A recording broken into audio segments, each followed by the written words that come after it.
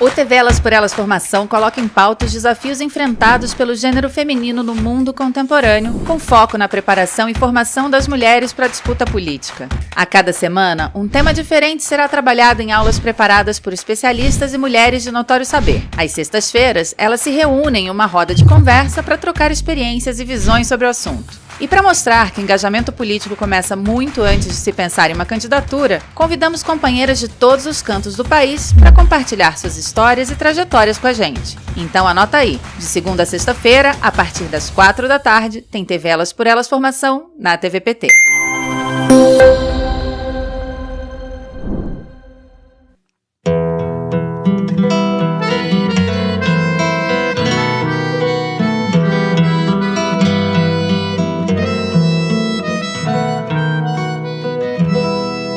Lugar que é bom pra mim é onde eu quiser estar. A estrela ainda brilha, ela é quem vai me guiar. Ser guerreira é minha sina, batalhando pra vencer. Tenho voz pra ser ouvida, tenho sonhos pra viver. Não vão mais conseguir me anular, me calar. Ninguém vai me impedir de cantar e lutar. Seja em casa, no campo, na rua ou na praça. Chega de mordaça, agora eu vou falar. Porque eu sou mulher pra fazer acontecer. Eu sou uma delas, são elas por elas, ocupando os espaços de poder. O tema dessa semana é Mulheres e Direitos Humanos, Desafios para o Brasil. E na última aula, a ex-ministra da Secretaria de Políticas para Mulheres, Eleonora Menicucci, vai falar sobre a autonomia econômica das mulheres. Eu agora vou trabalhar com vocês a questão da autonomia econômica. Baseado na insígnia para trabalho igual, salário igual. Aqui vocês já veem a dimensão da disparidade, a dimensão da desigualdade e a hierarquia de poder na questão salarial entre homens e mulheres, que desenvolvem muitas vezes o mesmo trabalho e ganham 30% a menos as mulheres. Eu vou me ater em 3 questões só, porque a companheira Marilane Teixeira já deu uma aula sobre autonomia econômica, com excelente propriedade. E eu vou me ater à PEC das trabalhadoras domésticas, sancionada no governo da presidenta Dilma, sob a minha titularidade na Secretaria de Políticas para as Mulheres, o trabalho de cuidado como política pública e o acesso. A PEC das trabalhadoras domésticas foi uma das leis que eu tenho maior orgulho, tanto quanto a Lei Maria da Penha e a Lei do Feminicídio. Ela foi sancionada em 2014, em março, pela presidenta Dilma. O que ela diz? Até então, as trabalhadoras domésticas tinham apenas 8 direitos dentro da, então, CLT. E o que nós fizemos? A PEC das trabalhadoras domésticas ampliou o fundo dela, a base dela, é a ampliação de todos os direitos vigentes na CLT para as trabalhadoras domésticas. Então, a partir desse momento, as trabalhadoras domésticas se tornaram sujeito de direitos. porque elas passaram a ter direitos. A 13º, a férias remunerada, a trabalhar só 8 horas, e vários outros direitos. Então, foi fundamental, porque houve uma reação, não só porque ela garantiu o exercício do direito, de todos os direitos às trabalhadoras domésticas, mas ela foi tão boa que houve uma revolta das patroas, de classe média alta. Imagina agora eu vou ter que garantir direitos, pagar, e quando eu precisar que a minha trabalhadora fique mais tempo em casa. Isso foi um avanço enorme para as trabalhadoras domésticas. Se não fosse a PEC das trabalhadoras domésticas, agora, durante esses quase 2 anos de pandemia, as trabalhadoras domésticas estavam completamente sem nenhuma garantia. Por exemplo, a grande maioria das patroas não pagaram as trabalhadoras para que elas ficassem em casa durante a pandemia. E isso foi uma violência, porque foram elas, as trabalhadoras, que estavam morrendo mais, porque são elas que pegam o transporte coletivo, são elas que estavam mais expostas aos vírus.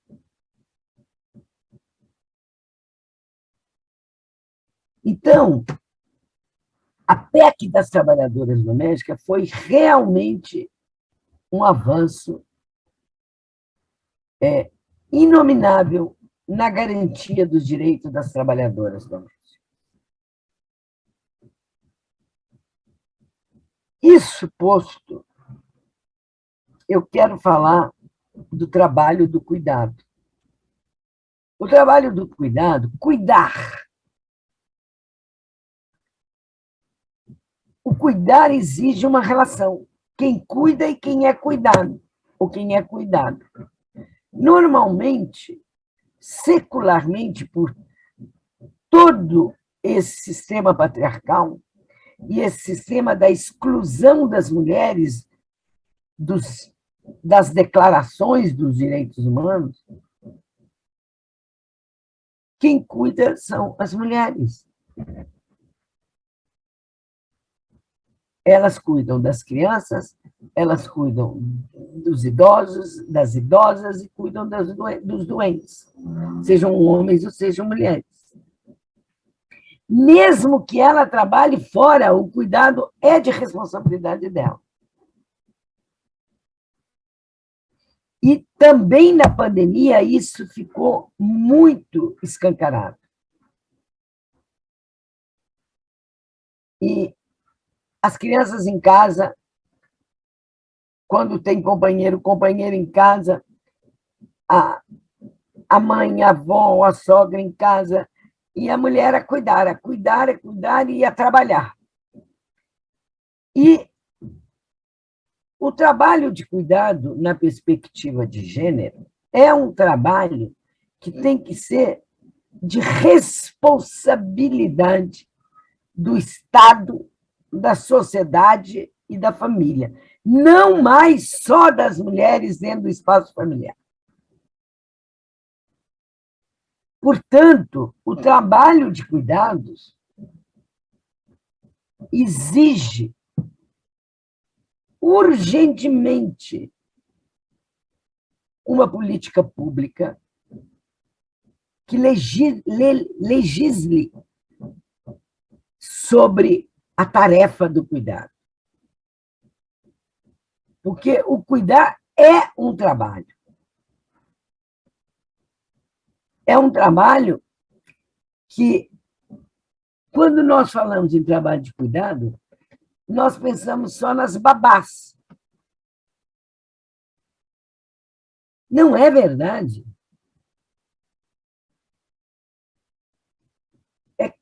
E com o envelhecimento da população, quem cuida desta população envelhecida?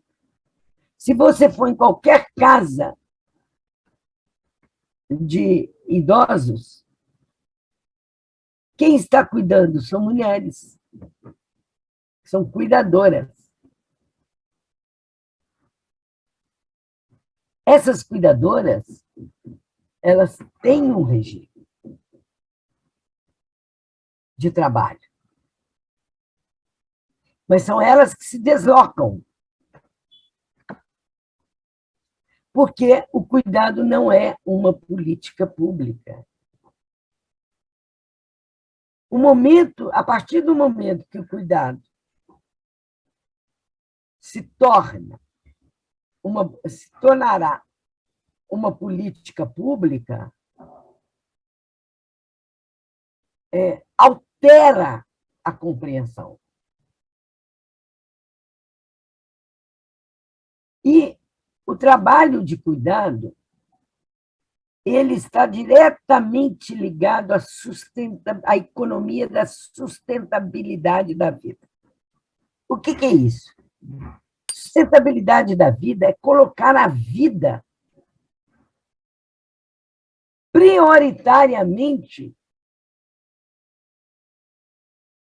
na relação de debate com a economia de mercado, com a economia clássica de mercado. Então, a economia da sustentabilidade da vida discute, critica a economia do mercado. Moda mostra, aliás, outra perspectiva de pensar a economia. Por quê?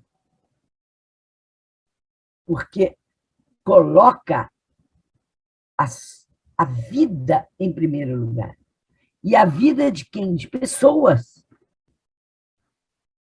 Seres humanos que exigem afeto. Que o cuidar não é só o trabalho manual de trocar fralda, trocar roupa, dar o banho, leva para a escola ou dar o remédio, não. É um trabalho constante, que exige uma relação, constrói uma relação de afeto de quem cuida com quem é cuidado. Então, essa dimensão é a dimensão da sustentabilidade da vida. E essa sustentabilidade da vida é o conceito feminista novo no embate à economia do lucro, da mercadoria. Agora, como é que eu pulo para o terceiro ponto, que é a questão do acesso? O que é acesso? As mulheres têm que ter acesso aos serviços públicos. O serviço público tem que abrir as portas, porque a perspectiva que está neoliberal é uma perspectiva cruel, é uma perspectiva de privatização, de terceirização. Eu terceirizo para uma OS, organização social, ou eu terceirizo para uma fundação. É que nem a Casa da Mulher Brasileira, em São Paulo. Ela é terceirizada para uma outra empresa. Não é a prefeitura que faz a gestão. Então, o cuidado exige esse acesso universal aos equipamentos, sobretudo aos equipamentos de saúde, mas aos equipamentos de lazer, aos equipamentos de trabalho, às escolas, de educação fundamental. É fundamental isso. Então, essas três questões, me reportando e dialogando com a Marilane, que eu tenho certeza que ela abordou. Acesso. A PEC das trabalhadoras domésticas. E o trabalho de cuidado são políticas públicas. Hoje nós temos mais ou menos 7 milhões de trabalhadoras domésticas, sendo que apenas 40%, mais ou menos, em média, tem carteira assinada. Elas estão preferindo ser diaristas. Então, o trabalho de cuidado se encerra aí, e se encerre nessa perspectiva da sustentabilidade da vida. Como é que eu vou manter a vida de outra pessoa, ou vou contribuir para a manutenção da vida de outra pessoa que exige cuidado, que me pede o cuidado, e eu pago alguém para cuidar dessa pessoa, e como é que essa pessoa não vai estabelecer uma relação de afeto de quem cuida com quem é cuidado? Isso é sustentabilidade da vida. É isso que é o novo na questão do cuidado, que dialoga, debatendo e questionando a economia do lucro, a mercadoria. Tudo tem um preço, tudo é precificado. Então, para terminar essa parte da autonomia econômica, as mulheres, eu quero encerrar dizendo que as mulheres precisam, é fundamental que elas tenham autonomia econômica, quer dizer, que elas tenham acesso à formação, à capacitação para concorrerem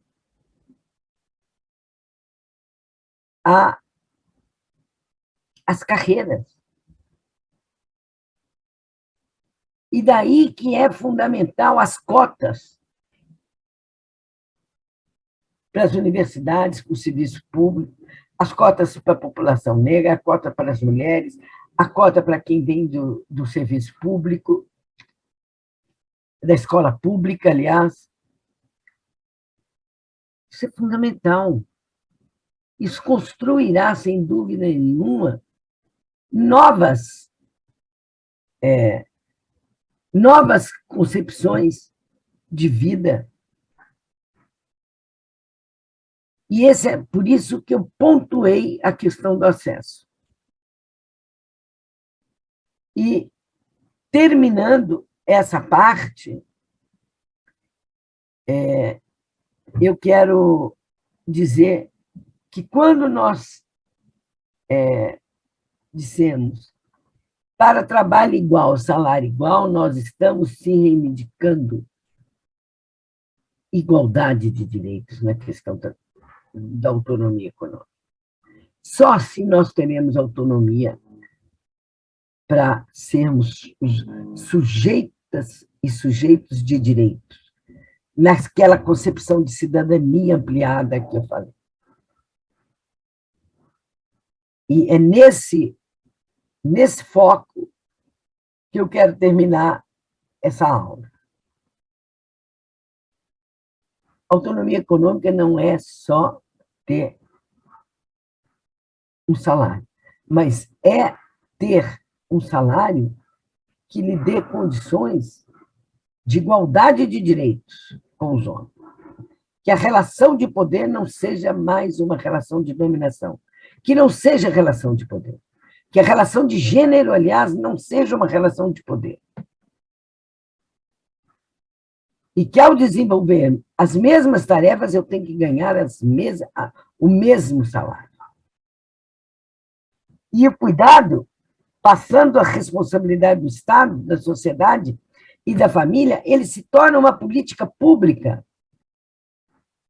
com todas as regulamentações de uma política pública fundamental para quem cuida, como um trabalho. Autonomia econômica é isso.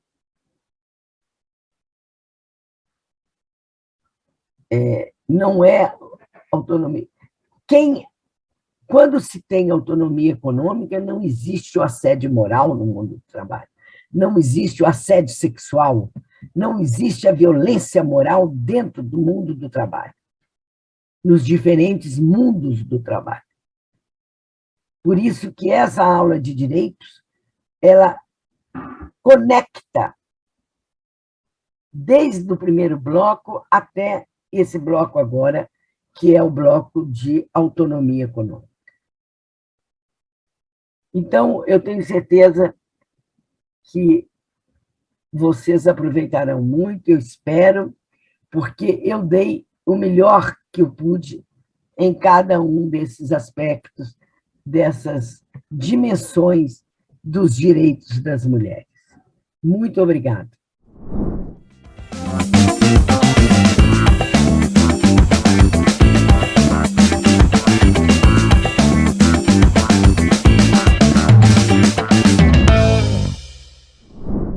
Olá, meu nome é Vanessa Negrini, sou mãe do Matheus e da Ítala e vivo com 13 gatos e 3 cachorros na periferia de Brasília.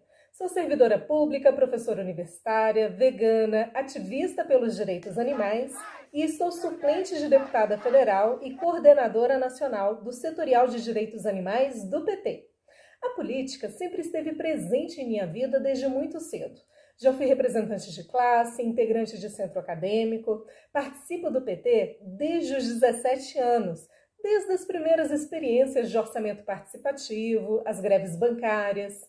Em 2018, no pior momento da nossa história, com a cara e a coragem, decidi me candidatar pela primeira vez, para defender com a minha própria voz as bandeiras que acredito. A defesa dos direitos animais, a valorização do serviço público, a luta pela emancipação da mulher, o fortalecimento da universidade pública. Apresentei uma ideia legislativa para derrubar o teto dos gastos públicos, que congela os investimentos sociais por 20 anos. Com quase 80 mil apoios, minha proposta hoje tramita no Senado Federal. Para reconstruir o Brasil pós-pandemia, o Estado terá que investir pesado em saúde, educação, ciência, assistência social. Para isso, o teto precisa cair. Sou técnica judiciária desde 2009 e fui uma das lideranças que ajudou a aprovar o maior concurso da história do TJ, com mais de 3 mil nomeados. Trabalho desde os 13 anos. Perdi meu pai cedo, tive que dar duro para ajudar a criar minha família.